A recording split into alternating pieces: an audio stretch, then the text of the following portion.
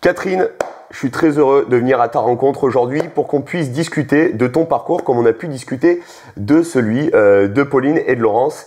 J'ai le plaisir de pouvoir t'accueillir sur cette formation instructeur fitness. Ouais. Donc on vient à ta rencontre aujourd'hui pour discuter un petit peu de ton parcours, de ce que tu as fait avant d'exercer le métier que tu exerces aujourd'hui.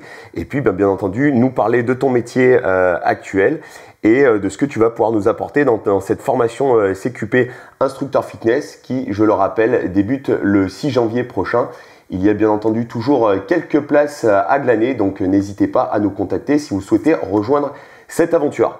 Catherine, je te laisse te présenter et nous dire un petit peu ton parcours et toute ton histoire. Je t'écoute. Alors Thibaut, le parcours, tu sais, il a démarré en fait sur l'Ardèche avec une gérance dans une entreprise pour suivre mon mari. Les enfants sont venus, donc j'ai un petit peu abandonné finalement mes formations qui étaient à la base interprète, traductrice. J'ai quitté le monde du sport où j'ai fait énormément de basket en haut niveau, basket athlétisme, et j'avais toujours en tête cette idée de revenir un jour au sport. Et ça s'est trouvé complètement par hasard grâce au club de gym de Roiffieux, à la rencontre de ton papa, mes enfants faisant partie du club de gym sportif. Et l'idée est venue comme ça, recherche d'un professeur, et je me suis dit, pourquoi pas se lancer. Donc grâce au club, il y a eu effectivement remise à niveau, forcément, brevets fédéraux, beaucoup de formations. Donc le club a vraiment joué le jeu et des formations très intéressantes au niveau fédéral, au niveau national. Et du coup, de fil en aiguille, une remise à niveau pour le fitness. À l'époque, on appelait ça encore du fitness. Ce qui est toujours d'ailleurs un petit peu le cas aujourd'hui. Ça a été un petit peu, on a eu tendance un petit peu à le placer un petit peu comme un gros mot, fut un temps, c'était un petit peu un peu péjoratif. Voilà, un petit peu péjoratif, exactement, c'est le terme que je cherchais.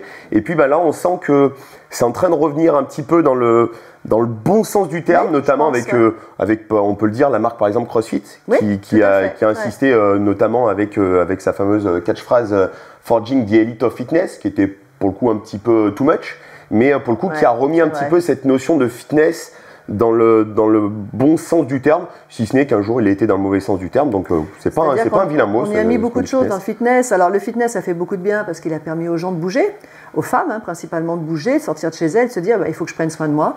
Donc c'est vrai qu'il y a eu le fitness qui a englobé les abdos fessiers, qui a englobé le step, qui a englobé le LIA, des chorégraphies et tout. Donc tout ça on l'a proposé au niveau du club. Donc on bougeait et puis on bougeait pas déjà sans correction, sans se dire ok on bouge, mais pourquoi on bouge? Moi c'est vrai quand j'ai fait les formations à Aix-les-Bains ou à Voiron en Isère, on nous mettait en garde déjà sur ok on va bouger, mais il faut comprendre pourquoi on bouge et il faut comprendre ce que vous allez bouger dans votre corps. Donc cette notion de biomécanique, d'anatomie, elle était plus poussée que ce que nous en tant que sportifs à l'époque dans notre corps on nous en parlait pas. On nous disait, tiens, tu as un ballon, tu joues au basket, le but c'est de marquer des points, de ne pas te blesser. En athlétisme, on était dans la performance, on n'était pas dans l'écoute du corps, on n'était pas dans cette recherche de compréhension. Et finalement, le fitness m'a formé à cette écoute, à cette compréhension et au respect aussi, respect du corps. Et après, ça a été le Pilate. Le Pilate, c'était une vraie révélation. Ça faisait quelques années que j'entendais parler du Pilate. Et la méthode Pilate, à Paris, on en entendait parler, et sur la région, Rhône-Alpes, pas trop. Et je me suis dit, allez hop, je vais à Lyon, et je vais me former, ou du moins déjà, je vais devenir élève, comprendre ce que c'est, et j'ai adoré. J'ai vraiment adoré, j'ai vraiment, mais tout de suite, dès le départ, trouvé ça très intuitif. J'ai demandé, à l'époque, c'était Laurence Guyermin à Lyon, de me former, donc il fallait avoir des prérequis, donc ça, c'était OK. Et la formation, on l'a faite à peu près sur un an, mais parce que j'allais à Lyon, il fallait quand même faire les allers-retours. Donc on a décidé de la faire sur un an et c'était très bien parce que ça permet d'assimiler aussi. Mais c'est quand même pour des gens qui auraient les prérequis biomécaniques, anatomiques, qui auraient déjà un passé de sportif derrière. Il faut avoir un petit bagage. Un petit bagage. C'est pas impossible de se former complètement. Quelqu'un qui a envie d'une reconversion professionnelle, oui, on peut le faire. Mais il faut des remises à niveau. Parce qu'il faut être cohérent. Si on parle d'un travail corporel, il faut comprendre ce qu'on travaille en fait. Donc voilà, et ça c'est passionnant. Et la méthode Pilate, ça a été vraiment une grosse révélation. On reste dans une tradition, on va dire fitness. C'est-à-dire fitness, on bouge notre corps, mais il n'y a pas de rapidité, il n'y a pas de répétition à outrance. On est sur des groupes plus restreints. Voilà, et surtout, on a des possibilités, on n'a jamais une séance qui ressemble à une autre. Jamais. On n'est pas dans le cours abdo-yoga qu'on fait toute l'année. Ça, on l'a connu tous. Oui, bien sûr. On avait une trame de abdo-yoga. Bon, de toute façon, les abdos ou abdos fessiers, on les fait travailler un petit peu tous de la même façon. Oui, bien sûr, oui, bien sûr. Et le Pilates, l'avantage, c'est qu'en fait, il y a des accessoires ou il n'y a pas d'accessoires. On a accessoirisé un petit peu avec des outils. On a remis un petit peu au goût du jour les Swiss balls, les petits ballons paille, comme on appelle ça. Exactement. Les rollers, tout à fait. les élastiques, les sangles, les briques. Ouais. C'est vrai que ça a permis peut-être, alors pour certains étaient peut-être un petit peu plus familiers avec ce genre d'outils.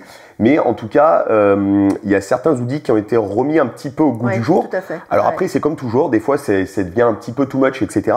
Mais encore une fois, ce que j'apprécie beaucoup, moi, dans ta pratique, c'est justement cette variété. Je me retrouve beaucoup dans ce que toi, tu fais, parce que moi, c'est quelque chose que je fais beaucoup aussi en matière d'entraînement et de préparation physique. C'est-à-dire de garder un socle de travail qui va être assez constant, qui va être globalement toujours le même, mais en apportant ces variations de position de par les différents outils qu'on va utiliser. Et c'est vrai que je te rejoins beaucoup, c'est au début du Pilates, quand le Pilates a vraiment émergé, on va dire, il y a une quinzaine d'années. Au début, c'était un petit peu, c'est quoi ce sport un petit peu de bobo, voilà. C'était aussi réservé un peu à une élite. C'était un petit peu élitiste, aussi exactement. De showbiz, où toutes les stars, Madonna en premier et tout, faisaient du Pilates.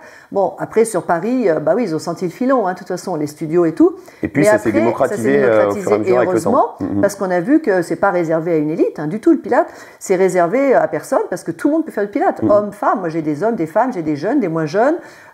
Et on se rend compte que même à haut niveau, la pratique du Pilates, bien sûr. Je sais qu'il y a quelques temps, j'avais pu voir un reportage à l'INSEP où justement les lutteurs travaillaient beaucoup en Pilates, notamment sur le renforcement de la ceinture abdominale profonde. Exactement. Et les rugbyman travaillent beaucoup le Pilates. Les footballeurs, moi, on m'a demandé une intervention sur Saint-Étienne avec un club de football. Les handballeurs, les basketteurs. Bien sûr. Ben oui, parce qu'on est sur quoi? On est sur du renforcement musculaire, on est sur du gainage, on est sur de la proprioception, on est sur de la souplesse, de l'ouverture, mais en même temps, on ne travaille pas en statique, on travaille dans le mouvement, puisque le corps, c'est le mouvement, de toute façon.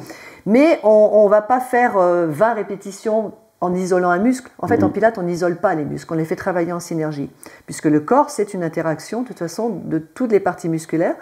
Et c'est vrai que notre centre, ce qu'on appelle le centrage Pilates, c'est effectivement les abdos de l'abdomen, c'est les fessiers, c'est le bassin, c'est le bas du dos.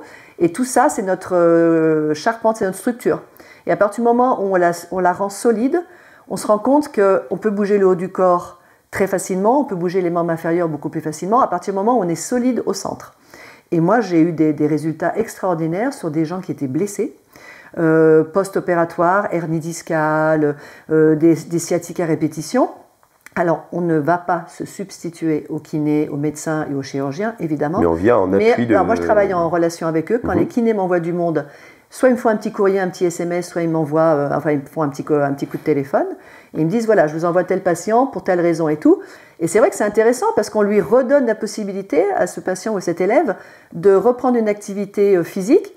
Et on se rend compte que ça fait un petit peu un écho après, parce que la personne, elle est renforcée, elle a repris confiance dans son corps, elle a compris qu'elle pouvait bouger et tout, et c'est des gens qui vont peut-être se remettre à marcher, qui vont se remettre à courir, dans la plupart aussi des cas, qui vont prendre du plaisir à aller retourner faire du golf ou de l'équitation, ou que sais-je, parce qu'ici, chez nous, retrouver des activités initiales, ou le ski, il y a des gens qui avaient arrêté de skier parce qu'il y avait des problèmes.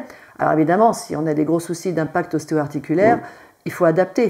Oui, bien sûr. Après c'est comme de tout. On ne fait pas de miracle. Il n'y a pas de méthode miracle. Non. Néanmoins, le Pilates est aujourd'hui une activité dont je pense que à laquelle tous les coachs devraient être, alors peut-être pas nécessairement formés, mais en tout cas sensibilisés. Ça sera l'objet de l'intervention de Catherine sur ce CQP instructeur fitness, et je tenais vraiment à ce que tu interviennes, même si globalement dans la formation initiale du CQP instructeur fitness, il n'est pas forcément ça fait pas forcément partie des prérequis que l'on va rechercher. Mais moi je trouve que d'avoir justement cette richesse de culture de différentes activités qu'on va pouvoir proposer. Alors après, on sait très bien qu'il y a des coachs peut-être qui vont s'orienter s'orienter vers du travail peut-être un petit peu plus dans l'intensité, d'autres qui vont peut-être parfaitement se reconnaître dans ton activité de pilates, d'autres qui vont aller chercher dans d'autres registres.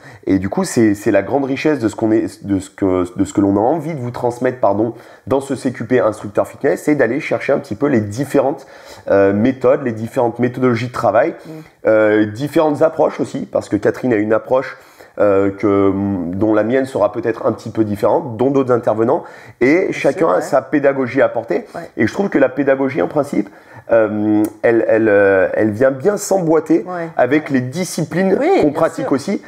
Chaque discipline a une pédagogie qui lui est assez propre, et puis bien entendu la personnalité de chacun. Ça, je pense que c'est quelque chose d'indispensable. Qu'est-ce que tu as toi aujourd'hui en termes de typologie client? Tu nous en as un petit peu parlé.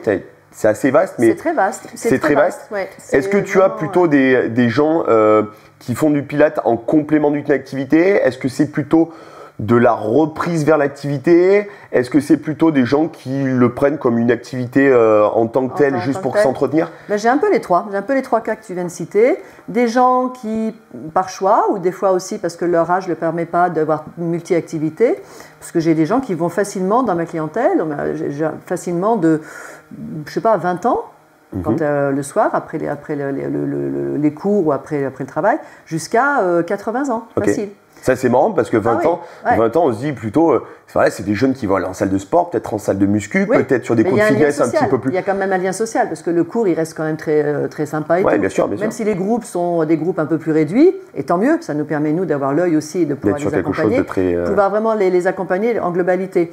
Donc, du 20 ans jusqu'à 80 ans, des hommes, des femmes. Les hommes se rendent compte que Pilates, ça n'a pas de connotation féminine. Bien sûr. Bon, je suis aussi instructeur de yoga. Et le yoga, je me rends compte aussi, des fois, je souris parce que les gens me disent « Ah non, mais moi, je ne suis pas souple, je ne peux pas. » Mais il n'y a pas besoin d'être souple pour faire le yoga, puisqu'on va créer des ouvertures. Et c'est vrai que Joseph Pilates, quand il a mis cette méthode au point dans les années 20, c'est pas très vieux, il a quitté l'Allemagne à l'époque après avoir été en Angleterre. Alors ça peut paraître très vieux pour certains, ça peut paraître très vieux parce que... Il est décédé en 67, ça remonte à la fois dans l'espace-temps.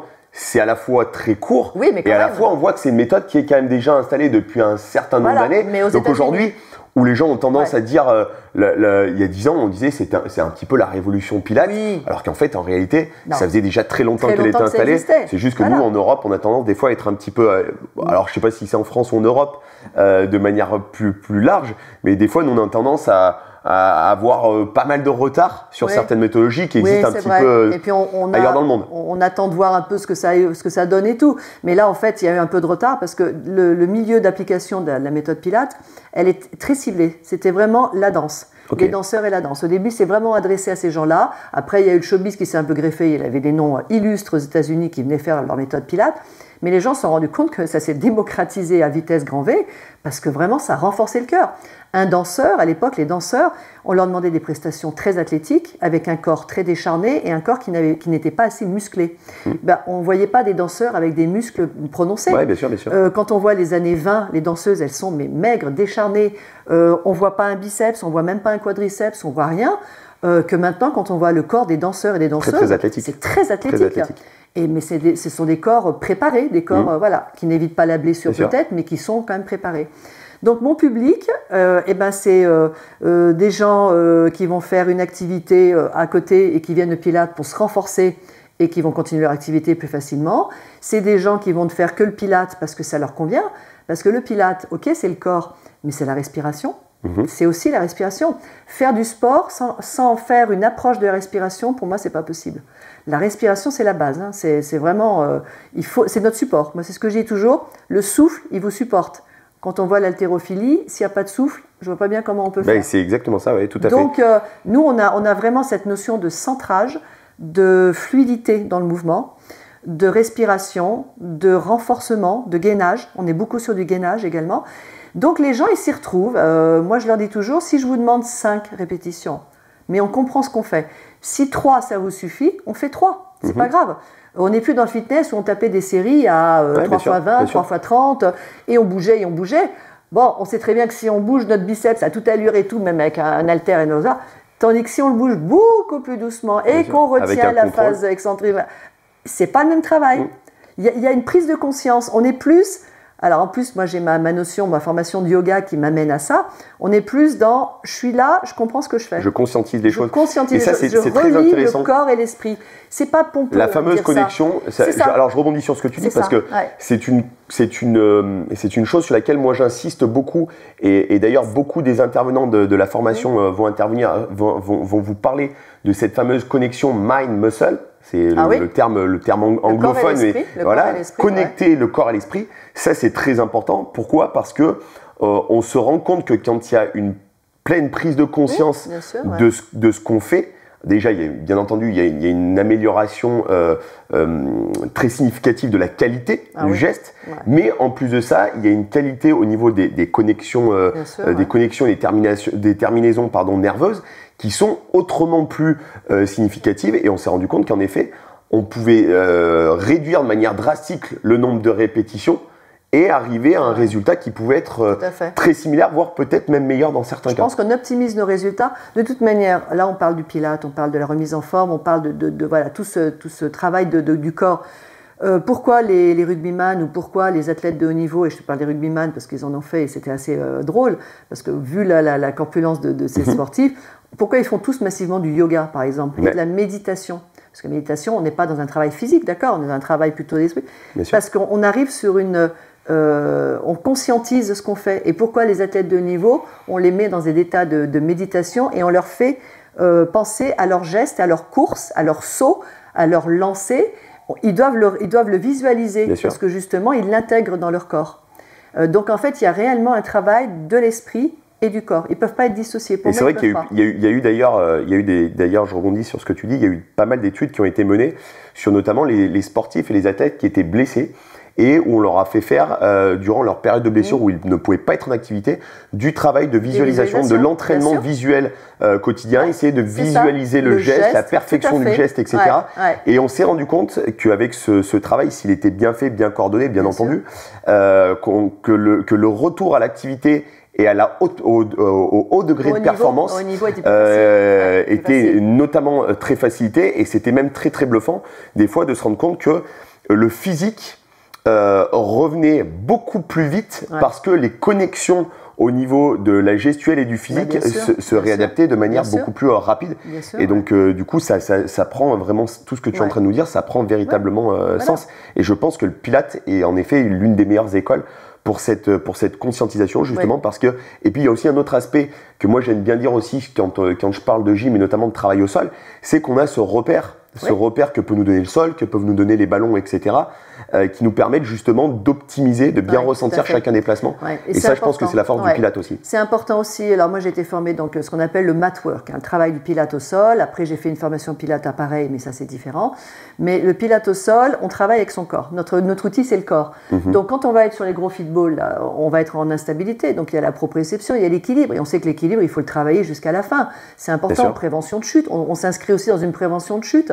On sait que le corps, si on le travaille en relation avec l'esprit, on s'inscrit dans des préventions aussi de maladies comme Alzheimer ou des dégénérescences. C'est pas pour ça qu'on n'aura jamais d'Alzheimer, mais on retarde, on fait du bien en fait. On se fait du bien. Donc c'est vraiment intéressant et d'autant plus tous ces outils qu'on a à notre disposition. Utilisez-les, franchement il faut les utiliser et toujours faire des formations. Il faut être multitâche, multi-activité et pouvoir proposer du crossfit, pouvoir proposer aussi un travail peut-être plus ancré, parce qu'on est ancré, en Pilates on est vraiment ancré, de respiration, de relaxation, parce que la relaxation c'est l'intégration de la séance. Bien sûr, bien sûr. Donc moi maintenant, je ne le faisais pas avant, et bien maintenant pratiquement je prends 5 minutes à la fin de mon cours, où souvent je les fais mettre au sol, et je leur fais intégrer un peu ce qu'on a fait par de la respiration, par de la visualisation et tout, par de la détente. Et on se rend compte qu'on optimise vachement plus les résultats. D'accord, c'est encore une fois très intéressant et c'est marrant parce que à chaque fois que toutes les petites interviews que j'ai pu faire, notamment avec Pauline, avec Laurence, et bien entendu il y en aura d'autres après notre entretien, et je vais retenir le même discours, c'est que je parle toujours de cette fameuse boîte à outils. Oui. On prend cette boîte à outils, on étoffe cette boîte à outils et après, ben forcément, en fonction de la clientèle qu'on va avoir, à qui on va avoir affaire, et ben on va aller peut-être piocher tel ou tel outil. Et tu vois, ça rejoint parfaitement ce que tu es en train de dire. C'est que justement, il faut se former au maximum. Donc, comme j'ai eu l'occasion de le dire dans les autres interviews, mais je vais le répéter parce que ça me semble important, ce CQP instructeur fitness est une porte d'entrée qui va vous permettre de vous ouvrir sur un champ de compétences extrêmement large avec des personnes extrêmement compétentes qui vont déjà vous donner des fondations extrêmement solides qui vont vous permettre tout de suite de pouvoir encadrer et animer des personnes. Mais bien entendu, ça passe également par la suite par de la formation, la recherche, permanente, la lecture, par l'échange. L'échange aussi est très important. Moi, j'ai rencontré des personnes extraordinaires. On rencontre dans ces formations, on peut rencontrer des kinés, on peut rencontrer des chirurgiens, ça m'est arrivé, on peut rencontrer des médecins et tout. Il faut échanger. Il faut demander, aller chercher l'information, se remettre en question aussi, beaucoup. Et puis voilà, vraiment ne pas être peut-être que dans une façon d'enseigner. Voilà, essayer de se dire comment je peux enrichir, comment je peux amener un meilleur bien-être. Donc ça, c'est important. Et puis surtout avoir cette capacité, comme on en a parlé un petit peu avec Laurence, de s'adapter aux différents personas qu'on peut avoir. Et ça, justement... parce que c'est à nous, enseignants, de nous adapter à la personne. Exactement. On va pas dispenser un cours pour nous. Nous, on s'entraîne suffisamment de notre côté et tout. Enfin, il faut aussi s'entraîner, il faut prendre soin de soi aussi. Ça, c'est une notion aussi très importante. Enseigner, c'est bien, mais il faut prendre soin de soi et pratiquer, et maintenir sa pratique. Mais après, on ne peut pas demander à la personne bon, écoute, si tu n'y arrives pas, tant pis, tu n'y arrives pas. Quoi. Dire, ça n'existe plus. Ça n'a pas de sens. Ça n'a pas de sens. Il faut pouvoir lui proposer un autre geste. Il faut pouvoir lui proposer un autre exercice avec peut-être un accessoire en moins et tout. Il faut vraiment s'adapter à tout ça. Et ça sera l'objet de cette formation, justement, d'être capable de s'adapter en fonction des différents cas de figure. Et donc, avoir une bonne connaissance, comme disait Catherine tout à l'heure, en notion de biomécanique, d'anatomie, de physiologie, puis, des choses simples, mais efficaces. Chercher le renseignement.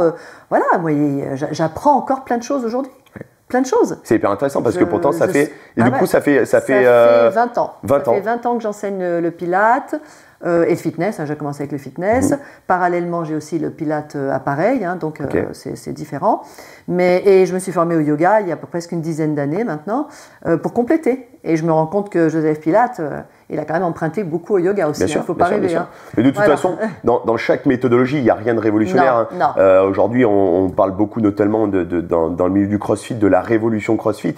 En réalité, ce qui a révolutionné véritablement le CrossFit, c'est plutôt le fait que à un moment donné, on est un mec qui s'appelle Greg Glassman qui a dit tiens, on va aller chercher différentes activités, on va les piocher dans différentes activités et on va en faire une méthodologie. En réalité, c'est tout en ça qu'on met en avant. C'est la méthode Pilates, la méthode CrossFit. Tout à fait. Alors qui après, dans certains cas, peut dériver. Pour le coup, dans la méthode Pilates, ça n'a pas trop dérivé parce qu'il n'y a pas d'aspect compétitif. Alors, il y a eu des petites variantes que Pilates ou même le yoga qu'on voyait Pilates dans l'eau, Pilates sur planche, Pilates.